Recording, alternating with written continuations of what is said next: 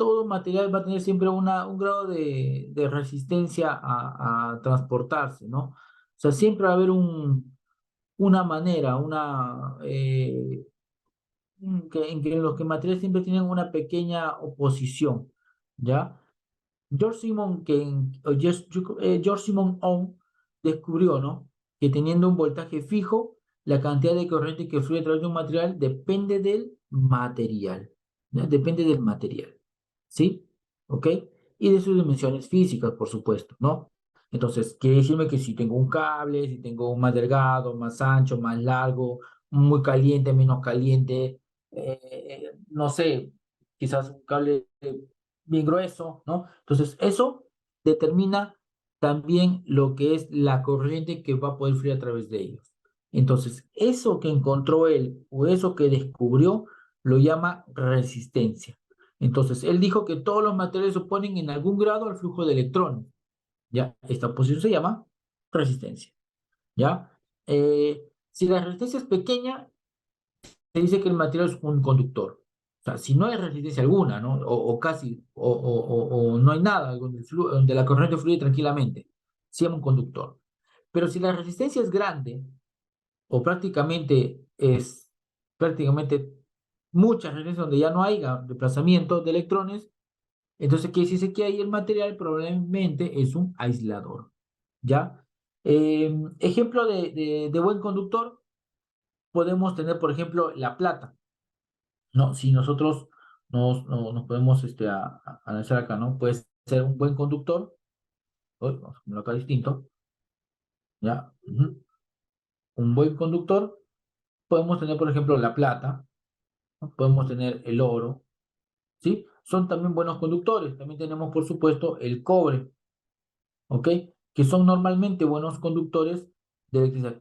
¿Que tienen resistencia? Por supuesto que tienen un grado de resistencia, pero son buenos conductores. Por ejemplo, la plata es un buen conductor, ¿ya? El oro también es un buen conductor, pero muy caro, ¿no? ¿Ok? Pero el cobre está entre ellos dos, ¿no? El cobre sí está entre ellos dos y no es tan caro en comparación a los demás metales que tenemos. Tenemos el aluminio, el zinc y así, ¿no? Bajen el estaño, el hierro, que van siendo menos conductor. Pero aquellos que tienen gran resistencia, ¿no? O que tienen una gran resistencia que fluyan los electrones, ¿no? O las cargas a través de un conductor, ya se llaman aisladores, o son probablemente aisladores. Los aisladores, pues sí, también hay varios, ¿no? Y creo que cada uno lo conocemos. Por ejemplo, el vidrio, ¿no? Puede ser el caucho, ¿no? Etcétera, ¿no? Que son aisladores que impiden el flujo de corriente. O sea, esos tienen harta resistencia, ¿ya? Y bueno, su unidad que predomina para la resistencia es justamente el ohmio, ¿no? Es el ohmio, ¿ya? Es lo que tenemos nosotros por este tipo de unidad, ¿no? La resistencia, su unidad es el ohmio. ¿Representado por qué letra? Bueno, por la letra griega, ohm, ¿ya? En honor, por supuesto, a George Simon Ohm, ¿no? ¿Ok? Entonces, ahí tenemos este ejemplo de resistencia, ¿no? Y bueno, un foco tiene un grado, una resistencia, sí, acá hay una resistencia. Acá hay una resistencia. Ojo que la resistencia no solamente es para oponerse y para que, bueno, no fluya mucha corriente, sino que a medida que la resistencia se opone al flujo de corriente, la energía eléctrica se transforma en otras energías, ¿no? Como calor, como luz, como tenemos en el foco, el calor en unas cocinas que eran, me acuerdo hace años, que eran, por ejemplo, de ladrillo, ¿no? Que tenían un resorte grande, eso generaba calor por la alta posición que se tenía, ¿ya? O tal vez movimiento, ¿ya? Entonces, no necesariamente es porque resistencia se opone, ¿no? Sino que influye en algo al funcionamiento de este caso un sistema eléctrico, ¿ya? Entonces, es lo que tenemos por la resistencia. Bueno, acá hay unas simbologías eléctricas, aparte de ellas, ¿no? Una simbología de resistencia también que encontramos en algunos circuitos eléctricos, ¿ya? Entonces, ahí tenemos con el tema de resistencia. Y la oposición al flujo de electrones, ¿ok? Que puede ser grande o menor. También se determinó que, o como George Simon determinó o descubrió, fue que, fue que la resistencia que tenemos ya, la resistencia que tenemos se debe por ejemplo, a cuatro factores, ¿no?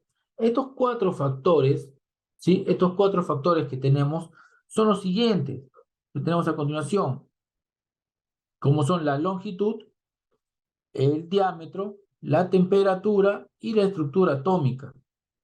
La longitud, ¿o qué es lo que pasa con la longitud? Quiere decir que cuando un cable es muy largo, ¿no? En este caso acá, mayor longitud, tiene más longitud, y este tiene menos longitud, ¿ok?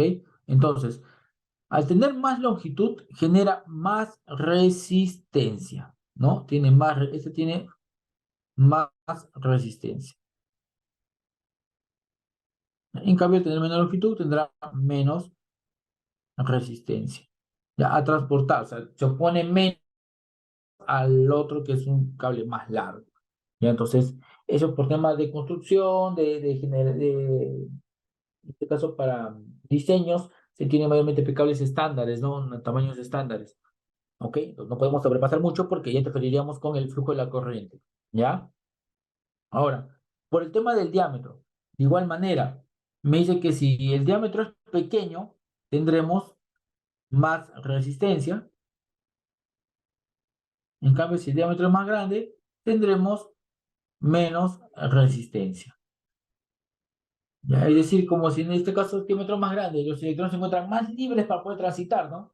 En cambio, con un diámetro pequeño, los electrones tienen cierto grado de dificultad de transportarse a través de ese conductor.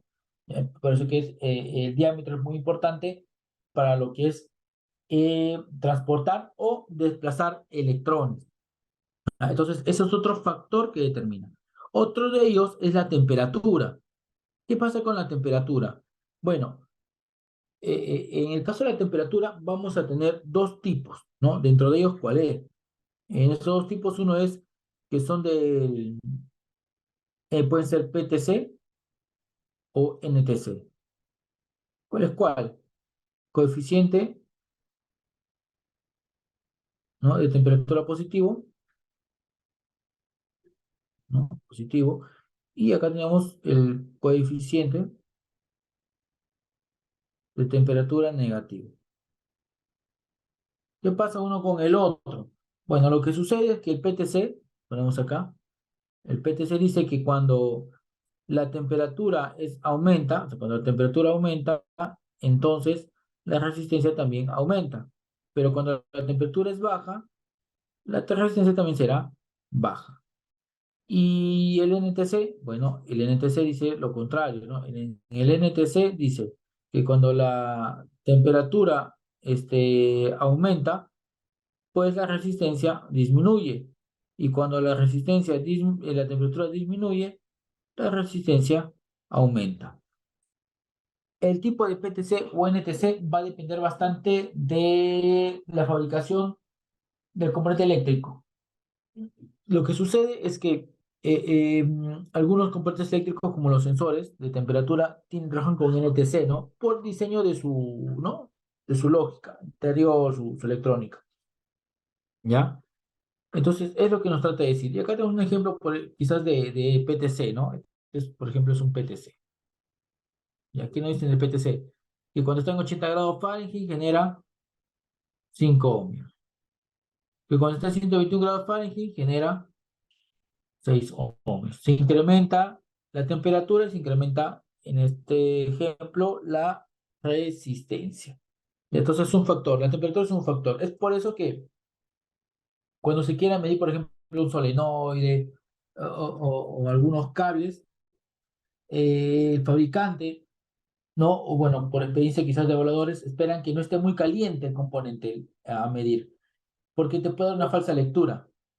Ya, en cambio, cuando está a una temperatura normal, entonces fácilmente van a poder proporcionar lo que es un valor adecuado, ¿no? Por ejemplo, normalmente se toma 27 grados centígrados, 17, 29 grados centígrados, temperatura adecuada, ¿no? Cuando queremos medir. O sea, tenemos que esperar que enfríe un poco el componente eléctrico si queremos medir su resistencia. Ahora, Tenemos también por la parte de electrones libres, ¿no? Debido a su estructura atómica, que también es un factor que influye en el tema de funcionamiento o de desplazamiento de electrones. ¿Qué pasa con los electrones libres? Los electrones libres mi- tienen que ver la gran cantidad, por supuesto. Mientras más electrones libres tenga un material, será menor la resistencia que ofrece el flujo de corriente. ¿Ya? Entonces, tiene que haber hartos electrones libres para poder generar más flujo de corriente. Bueno, eso depende de la estructura atómica, más que todo en el tipo de átomo que va a ser, ¿no? Un cobre, una plata, un oro. Cada uno tiene electrones libres distintos, entonces eso puede originar que tenga más o menos transferencia de corriente.